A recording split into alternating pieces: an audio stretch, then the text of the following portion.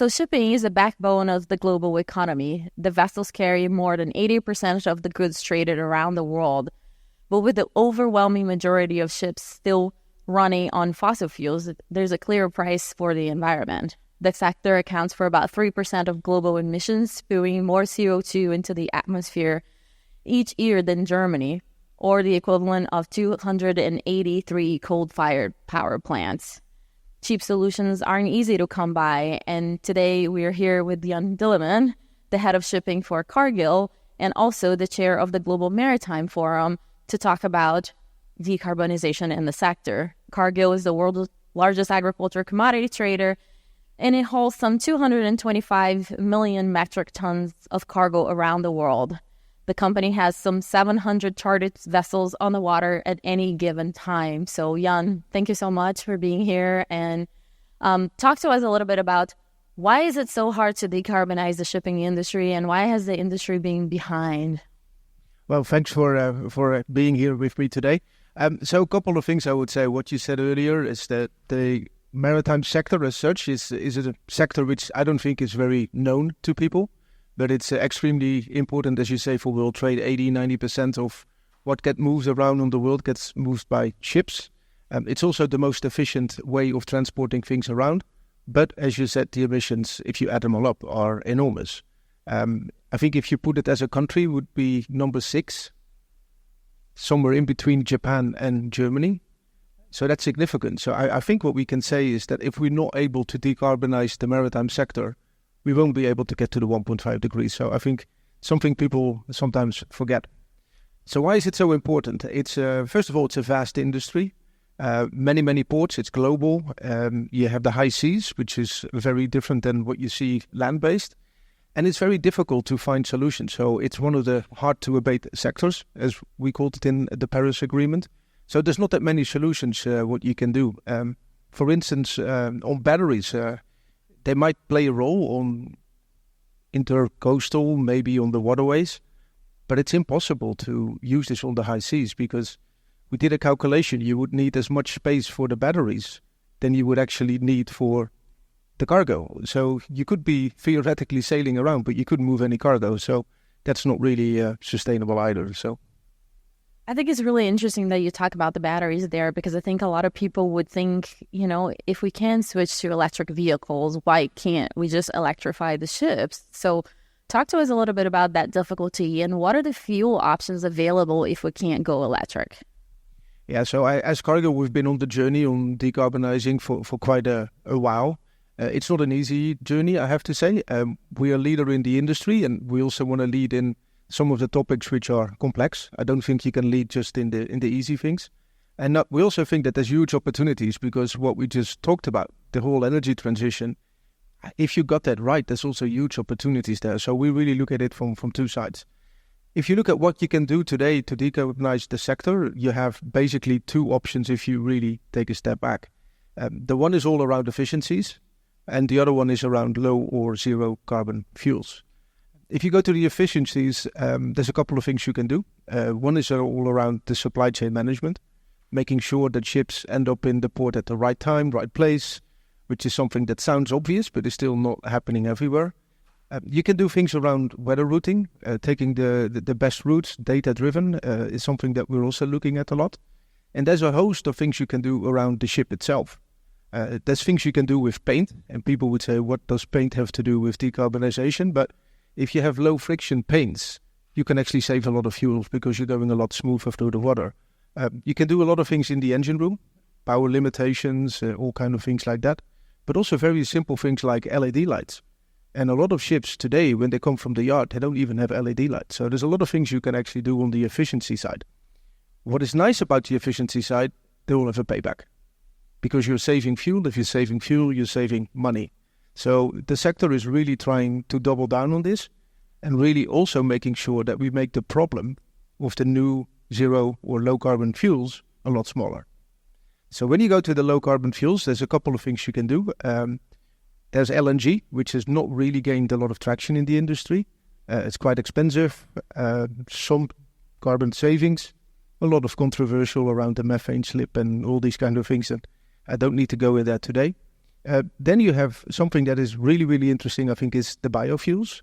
So biofuels are either made from crops, which is first generation, or it's basically from waste-based. And we actually been trialing quite a bit on the waste-based. And it's something you can do today. And you can save an enormous amount of carbon by doing that. So if you drop in 30%, you can probably get to 24% reduction of emissions, which is quite substantial. And then you have the other zero carbon fuels, which are a little bit further out. So we're talking about the green methanol and the green ammonia, which are expensive, not really available today, and having some safety issues. And when you think about crop-based biofuels, I think that there's been a lot of debate over the past couple of years whether, we should or shouldn't be using. I think right now there's a huge amount of traction in that industry for renewable diesel as well. I'm interested in, if we are going to go down that route, is there feedstock for every one of the industries that's trying to use some of it? Well, that's the big debate, I think, that you have. And the maritime sector has really been focusing on this second generation biofuels, so really the waste-based biofuels. Ourselves, we have a plant in Ghent that is producing some of that. And that is what people are really focused on. The problem with that, of course, is there's a limited supply. You are competing with other sectors. But it's clearly a lever that we can use today and bridging somehow the time to the other fuels are available. But if we really want to get to zero emissions in this sector, we will have to move towards zero carbon fuels, i.e. the methanols and the ammonia. And the ammonia too has some sort of issues in terms of pollution. Is hard to handle? Like, when do you envision that we could get to a point where, green methanol and green ammonia are realities? Yeah, so methanol and ammonia, they do exist, right? So these fuels, they do exist, but we don't need ammonia, we don't need methanol, we need green ammonia and green methanol, and that is a bit the challenge. So you're really talking about the e-fuels, so you have to have a not renewable power to do that, or you have to have actually the biogenic side of the story. The methanol has a big advantage, and we've been dipping our toes into that. We ordered the first 5 methanol capable burning ships, which are going to be delivered in 2026. That's a fuel that's actually available today, so you can do that. You can use the engines, which are relatively similar, so it's a relatively easy thing to do. Price is a problem, and availability is still a problem. When you're talking about ammonia, the first engines are probably going to be ready next year, so that is a big progress. I think the big issue we have with ammonia is there's still a safety concern that we still need to overcome. And it's not so much the safety on board of ships, but it's really around the fueling operations in port. That's quite some things to be done. But we believe over time that challenge will be overcome. And both ammonia and methanol are they're not really new. What's new is the green ammonia and green methanol. And I don't know if a lot of people know the difference. So maybe we want to explain a little bit about how do you make ammonia and methanol versus how you make green ammonia. Yeah, so it's all around basically the source that you're using to produce those fuels. Methanol today is mainly made out of coal production and to some extent natural gas. They call that grey and blue ammonia, and I'm sure we're going to have a lot more colors going forward. Purple is if it's done with nuclear. So the green is really around using the biogenic CO2 from agricultural waste. That is one way of doing it. And the other way is using the e-fuels, which is basically using renewable power. On ammonia, it's really around the e-fuels, and you're really looking at producing the hydrogen with renewable power. Thank you. That's really, really interesting, and I think it's a big challenge for the industry. I think the International Maritime Organization, which is the UN agency that regulates global shipping, they have a goal to reach net zero by or around 2050. And they do say that they need to take into account different national circumstances. It is a goal that's more ambitious than their previous goal, but it's not a goal that is in line with keeping global warming to 1.5, which is really what a lot of people would like to see. So do you envision any way in which the shipping industry can step up its game to get there?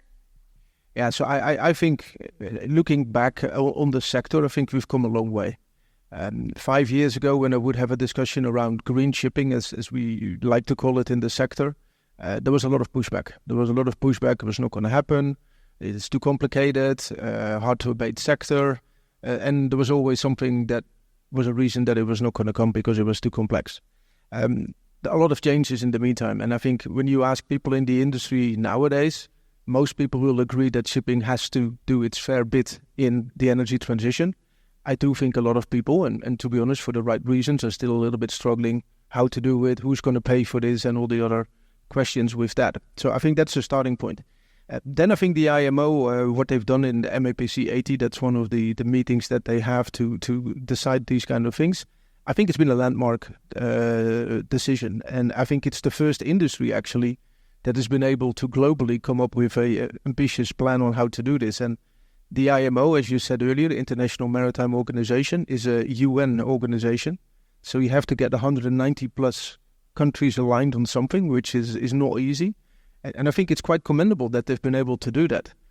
Now, the proof is going to be, of course, in the pudding. And now they have to translate that ambition into real goals and real regulation. And that is something that they will have to do now, and is really, really necessary, because up to now, the industry has been relying on first movers like us and some other people.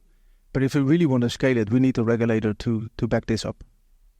Is there any hope that the shipping industry will get to a point where we can keep it to 1.5, or is it too late now and the reality is that we're more stuck with, restriction global warming to 2 degrees Celsius? I'm an optimist by nature, so maybe that is a little bit coloring my answer here, but I think it is possible. And if you look at some of the numbers, if you want to get to the goals, you probably need around 5% of the fuel used in the shipping industry by 2030 to be zero carbon, so i.e. the methanols and the ammonias. And I think that is not impossible. And I think the amount of energy that is going into the industry, the amount of money that is available to invest, I think is really starting to line up. I think there's 2 issues that we're having. Is still the regulator needs to move because it's going to make the industry a lot more investable.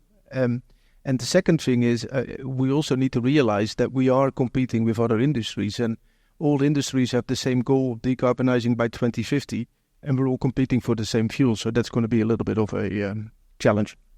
And talk to us a little bit about the investment side of it.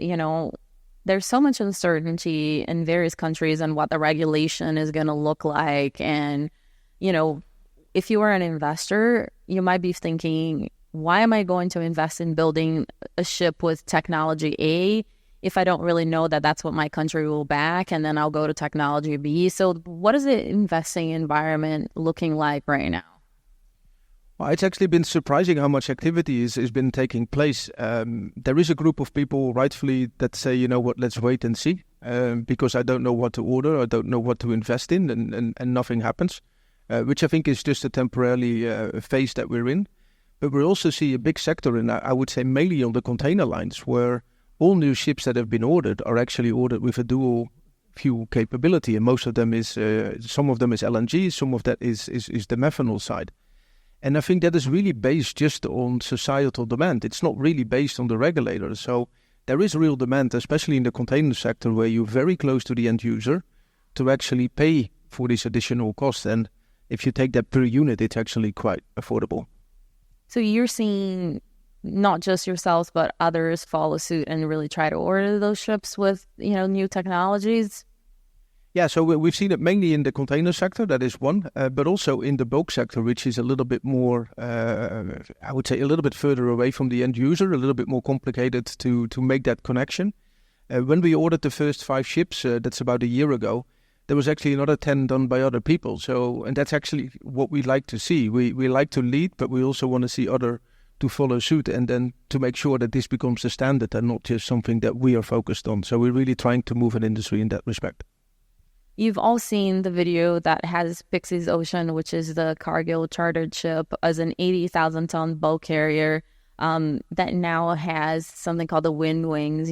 If you think about wind, if you look at the history books, that's how ships used to move, right? Like they used to be, they used to move on wind, and now sort of coming back to that idea and bringing sails back onto cargo ships that are, crossing the ocean with grains, with oil or iron ore, so be it.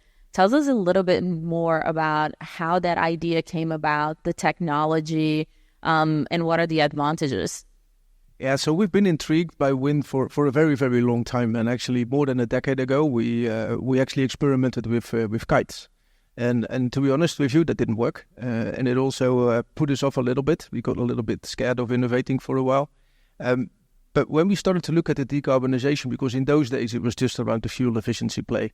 And when we really started to look at the decarbonization side and trying to dig into it, we very quickly realized that we needed help. We needed other people to somehow work with us, because we were not going to figure this out on our own. And we did a bit of a challenge where we reached out to a lot of people with new ideas, and we got a host of ideas. And one of them was, again, of course, wind. And as you say, we're not going to go back to the wind days. We want to get the best of both worlds, right? You want an engine to make sure you arrive in time, but you want somehow the wind to make sure that you do that with the least fuel consumption.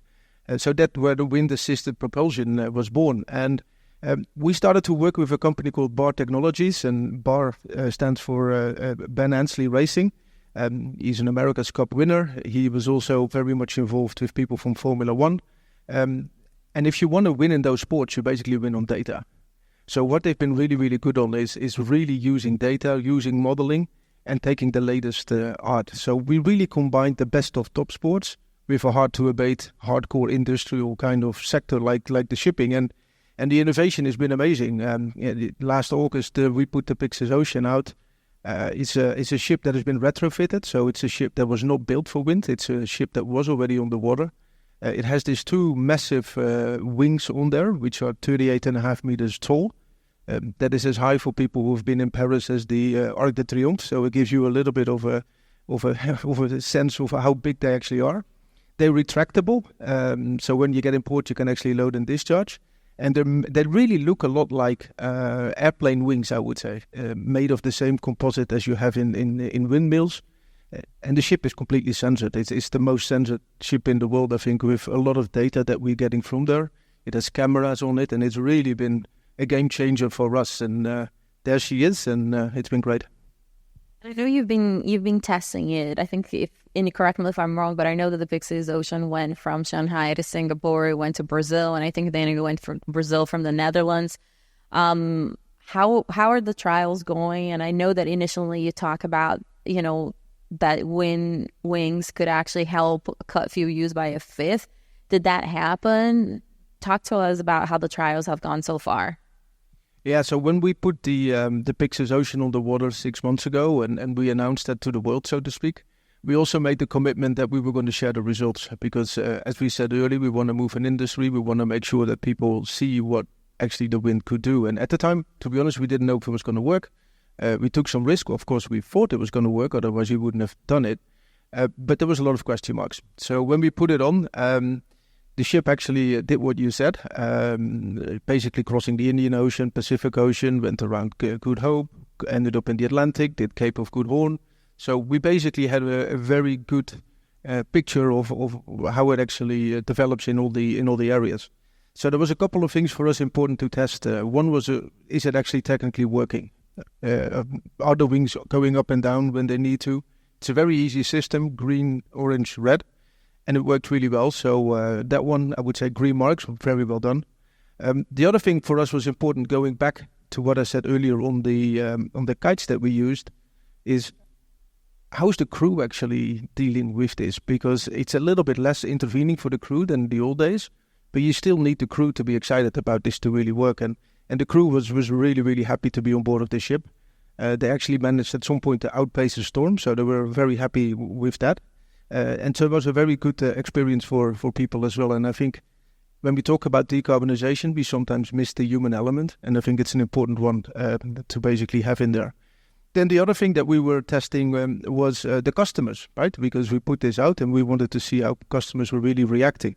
And we had a lot of people, when we announced it, we had a lot of people calling us and saying, I want my cargo on this ship. It's great. I want to be associated with this, which was great. To be honest with you, we hadn't had people that said, you know what, and I'll pay substantially more for that. But that might still come. But at least there was a good demand, which validates for us that there's demand for these new technologies and being associated to these new technologies. And then the other thing was around ports, because it's great that you have an efficient ship that can sail from A to B, but if you can't discharge it, you have a bit of a problem. So We actually had a bit mixed results on the ports. There was a couple of ports which were a little hesitant. The ship is different, didn't know what to do, so some people took a bit the risk-averse approach. But we also had some ports that went the additional mile and gave us preferential treatment. So we've actually had a very different experiences, and I think over time we'll see more of that. Then the last question, of course, is how well did it perform, right? Because that was the other thing that we were really testing. And what was important for us is we had this model and we wanted to really test how was the reality versus that model. And we actually come very, very close. We're coming something in between the 10% between the model and the reality, which is actually really, really strong. She's not optimized for wind, so she didn't do only routes with a lot of wind, but she performed really, really well. And we're getting very, very close to the numbers that you were talking about, which is about 1.5 tons of fuels per wing, which is basically something like 12 tons of CO2 per day when the wings are up, which is kind of the equivalent of 500 cars, so it's not insignificant. And the Pyxis Ocean had 2 sails. Would it be possible to put more sails on? And how much would that, do we know if that would improve the performance, or, how do we think about it? And is it too expensive? That's the other thing I wanted to hear from you. Like, what does a payback look like for a company like Cargill? Yeah, so you can put more on. We had a long discussion, 2 or 3. We ended with 2 because for some other reasons. There is a ship actually at the moment sailing around with 4 wings, which is a Capesize, which has more space.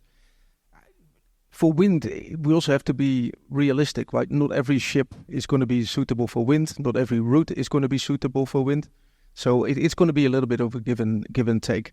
In terms of cost, I don't think cost as itself is something to look at, but we really look at what you're saying yourself is payback. This was a pilot, so the pilot is not something that has a great payback. It was a learning exercise. It was showing the industry what is possible. I think that's a very important thing for us as well. But I think the payback was probably around 10 years. And there's 2 problems at the moment. Fossil fuels are too cheap, which is something is difficult to change, right? So that it is what it is. But what we need to work on and are working on a lot is trying to get the capex, so bringing it on board and really the installation, trying to make that cheaper. And the fact that it's not completely economical now, I don't think is a problem. I don't think any pilot goes economic the next day, so I think there's some time to work on that. But if you put yourself in the new scenario with the new fuels that we were talking about, which are probably going to be 3 or 4 times more expensive, then every ton of fuel you're going to save is worth a lot more. So if you put those 2 combinations together, you're getting a really, really interesting business case. And everything the IMO is doing and everything that we're hearing about carbon taxes, we are very confident that wind has a role to play. It has a significant role to play. We are, however, also looking at different types of wind and not just this one. We're having a rotor at the moment and we have some other foil technology just to make sure that we also test the different types of wind. And, normally ships will take the routes that are more economical for them, but we know that the wind doesn't blow the same way everywhere. So do you envision that if these ships were to become a reality, we would have specific corridors in which they would operate? Yeah, theoretically, these ships should be deployed where there's the most wind, right? It's very simple in that respect. I think we have a bit of an issue still in the maritime industry, is that the notion of insetting, mass balancing, book and claim, or whatever you want to call it, is not well accepted. So we are still making inefficient choices. And I think that's something that we need to look at. The wind story, I think, is a good one. These ships should be deployed where there's wind. But you can make the same argument for the green methanols and the green ammonias, which we should be putting ships on the trade routes where that fuel is the cheapest. But that might not be where the physical customer actually is willing or able to pay for this flow. So we have something that we still need to work on, but I'm confident that we will get there. Is there a particular route that you have in mind where you say, well, this is a really windy route and we're likely to see the ship more going from X to Y? Well, it's interesting, right? In shipping, there's so many factors that play a role. It's not just the wind, it's also lake ends. It is certain customers that are able or not able to do it. I talked about the ports. At the moment, we're getting some beneficial treatment in some port, which is actually offsetting maybe some of the gains that we might have on the windy route. So there's a lot of complex factors there. But theoretically, these ships should probably be deployed most in the North Atlantic, where you have most wind, and you also have a ETS carbon scheme that is helping to make the fossil fuels and the savings a little bit more interesting. And you also talked about how the Pyxis Ocean was a ship that already existed. It wasn't a new ship. Is there a difference in cost, or can you basically retrofit just about any ship? Or would you say, like, okay, it's a ship's this old, it would be worth it. The ships that are, very close to being scrapped is clearly not going to be worth the investment. So how do you think about what ships you could retrofit, and how do you think of the cost of retrofitting into an older ship versus putting it on a new ship? Yeah, so it's exactly that, right? If you look at the retrofit, I think you need to look at ships below 10 years of age. Otherwise, it doesn't make an awful lot of sense. The retrofit is still a bit of an issue because there's a lot of steel that needs to go in because these ships are not built for wind. So this ship wasn't built for wind. We actually worked with the yard and made a design which we call the Cargill Max, which is really a ship that would be actually optimized for wind as well. So it would also have slightly different shapes and things like that. And then this starts getting really, really interesting. So I think the way we're looking at it, especially on the new build ships where installing should be a little bit cheaper, but also having the dual fuel capability and the more expensive fuels, that is the sweet spot. And that's, I've called it the last couple of days a bit of a no regret move. And I think on the real at scale retrofit, there's still things to be done on the economics to make it more appealing.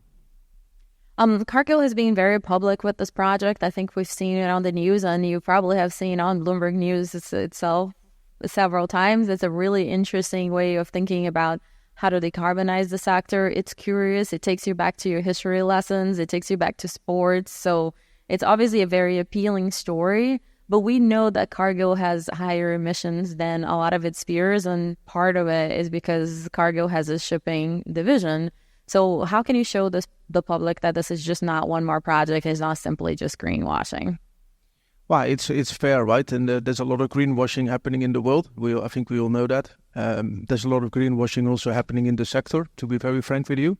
But honestly, I don't think this is greenwashing.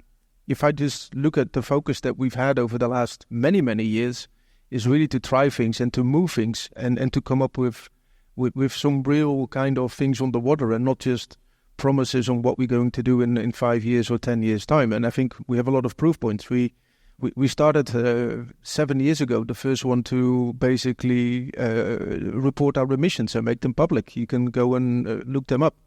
And now that's the standard in the industry.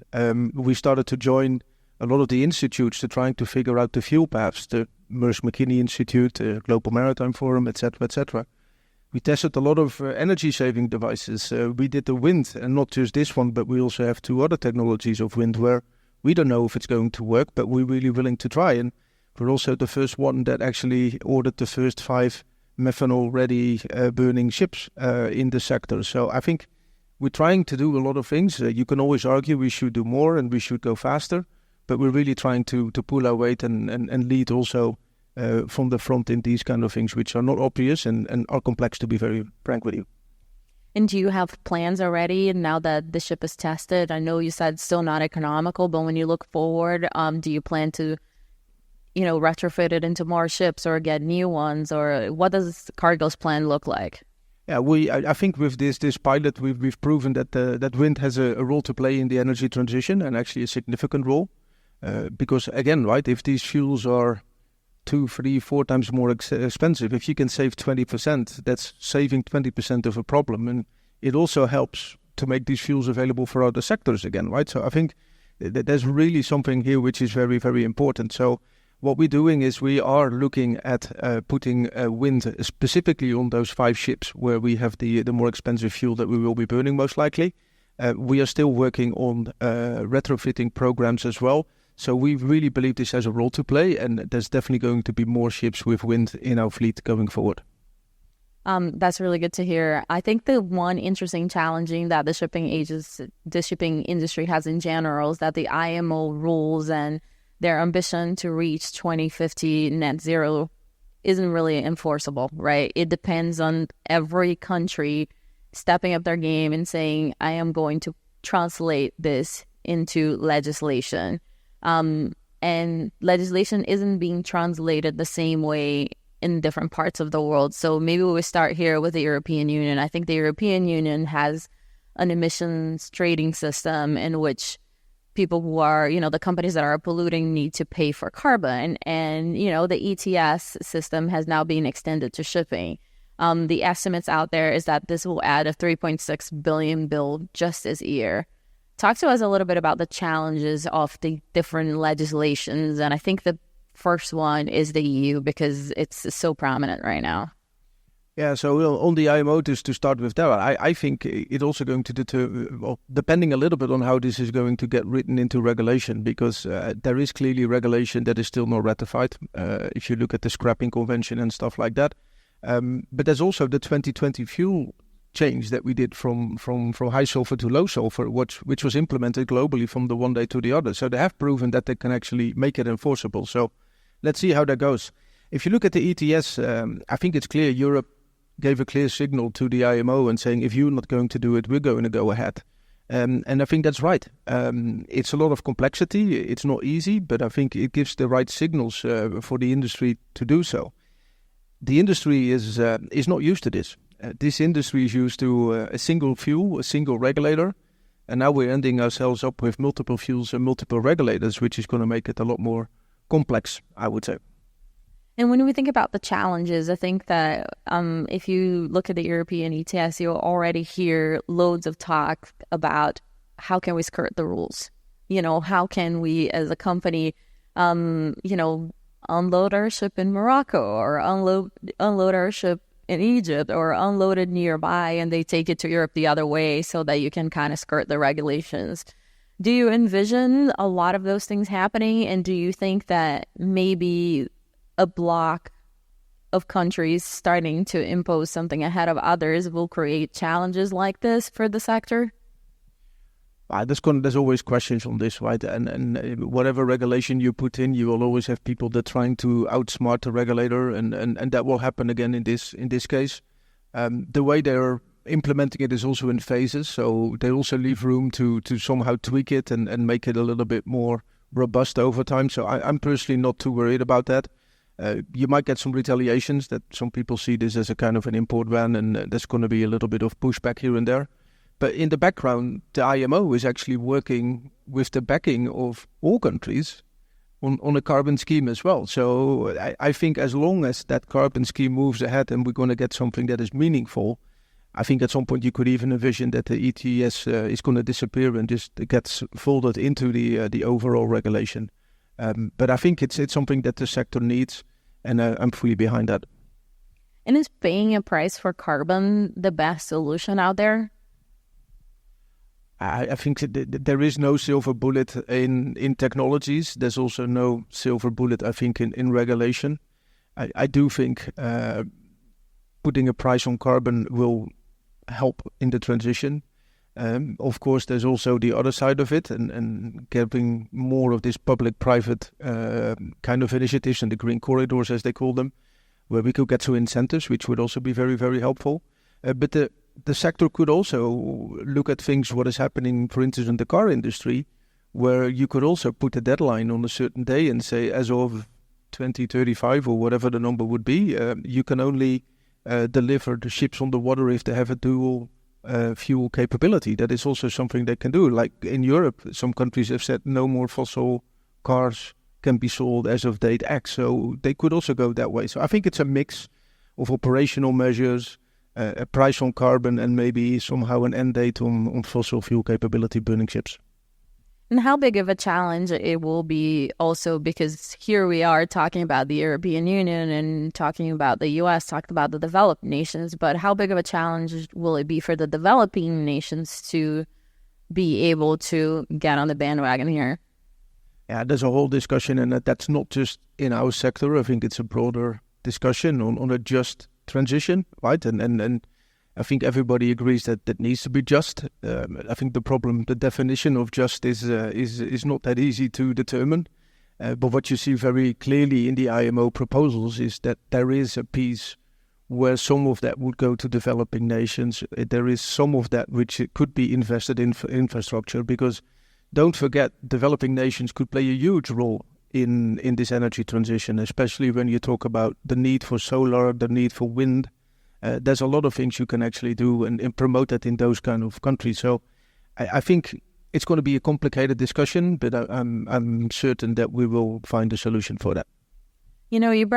We've been talking about wind so far, but you just brought solar. And could we have solar panels on ships? I think if you cover a full ship with solar panels, you go like 2 knots, and a normal ship goes about 12. So I wouldn't recommend to go on the high seas with that. Fair enough. The other challenge that we're seeing now is geopolitical. It's really started with, Russia's invasion of Ukraine and the sanctions on Russia. That meant that ships were, taking different routes, traveling longer. And then we had the Middle East conflict that we now see a lot of ships, instead of going through the Suez Canal, going through, around the Cape. And on top of it, we've had a drought that's lowered the waters in the Panama Canal, making ships also take longer routes. Talk a little bit about these challenges and how much more emissions do they bring, and, how big of a headwind is this in the fight to reduce emissions in the shipping industry? Well, it's clear, right? And having been in the sector for quite a while, disruptions is something that we live with every day. I think what is happening at the moment is there's quite a lot at the same time. I've never seen in my career having issues in Panama and Suez at the same time. So I think that is something that is new. But yeah, inefficiencies in the supply chain normally mean higher emissions. And if you just go back to the days of COVID, I think nearly every industry was actually having less emissions in that time, apart from the shipping industry that actually exploded on emissions because there was a lot of shift from need for services to need for products. And everybody clicked on the screens all the time, and the sofas and whatever that got ordered created so much demand that we actually created huge congestion and huge issues, and that created speeding up. Speeding up is more emissions, etc., etc. I think this time it's slightly different. You clearly have inefficient trade flows, and you didn't even talk about sanctions, which is also adding to that the same thing. So with that, yes, we are increasing emissions. It's not going to be, in my mind, as bad as it was in COVID, mainly because there's a lot more ships available. So we don't see this crazy speeding up of ships that we've seen in those days. But yeah, clearly, if you have supply chain inefficiencies, that does mean higher emissions. And I think you touched on something really important there, which was the COVID period, and I didn't really talk about that. I think during the period of COVID, all of you guys, myself included, were sitting at home a little bit bored, trying to do your work, but at the same time ordering your Pelotons and washing machines and fridges and everything else that really contributed to global warming in a way that we may not have thought about. Talk to me a little bit about consumer education and how can we make the consumer maybe more aware of that. I don't think anyone who was ordering their Pelotons or washing machines during COVID was really consciously doing and knowing that actually I'm contributing to a significant increase in emissions here. No, I think that's right. And I think it links very much to what I said at the beginning. This is a sector that is not very known, not much talked about. I think during COVID, it got a little bit more attention, also because we had a seafarer crisis in the meantime as well, with people not being able to get off board of ships after 12, 13, 14 months. So we got a little bit more in the spotlight, but I think it's still an industry that people don't understand.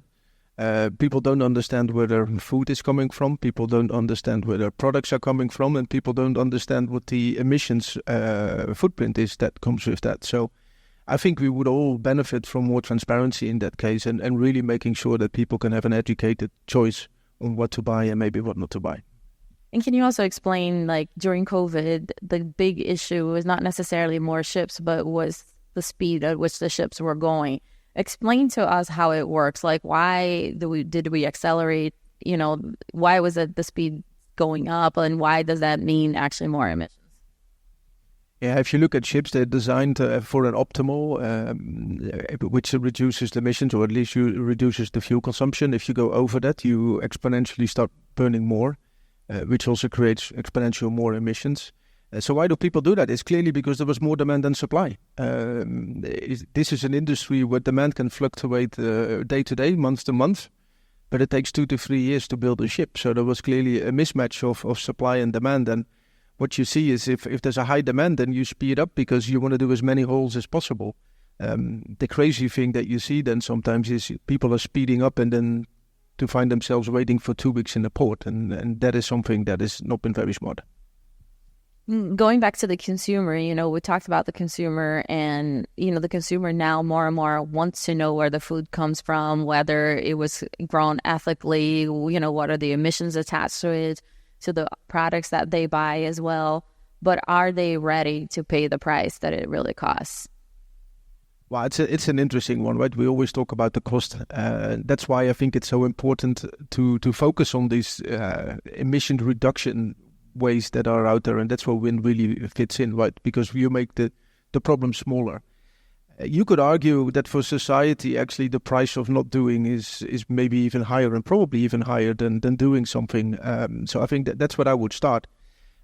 I also think that if you really take it to the end user, actually some of the increased costs are actually relatively low, and there's quite some research done on that. And on a pair of sneakers, I think we're talking about less than 50 cents. Well, less than 50 cents is something that I think we could all afford. But I think what needs to happen here is we all need to work together. I think everybody has a role to play. It comes from the innovator, it comes from the academia, from business, the regulator that needs to step in. But I think it's also all us in the room, and where we talked about is we have a role to play. We need to be critical and demanding somehow transparency, and also somehow willing to contribute financially as well to that solution, because if you're not all going to do that, I think we're just not going to get there. And that's coming to my last question, is really what's the role of government, the role of the private sector, and the role of the consumer, and who should really pay the bill for decarbonizing the industry? Yeah, I don't believe that you can just pass the bill on and say you pay it. I think this is something that we all have to figure out together. I think everybody has a role to play. I also think it's very important to all collaborate and bring all these ideas together and really trying to pull into the same direction. And I start seeing to happen that's happening in the sector. I think in the old days it was very transactional. People are much more strategic now. We're seeing alliances. The conversations that we have with owners is very different. The conversations that we have with governments is very different. So I think we all have a role to play. We all need to pull our weight. And let's focus on trying to scale this, because if we can scale this, we can make it cheaper. If we can make it cheaper, it's going to be a lot more affordable. But it's going to be a bumpy road. It's not going to be an easy road. But I think we all owe it to ourselves to pull our weight in this.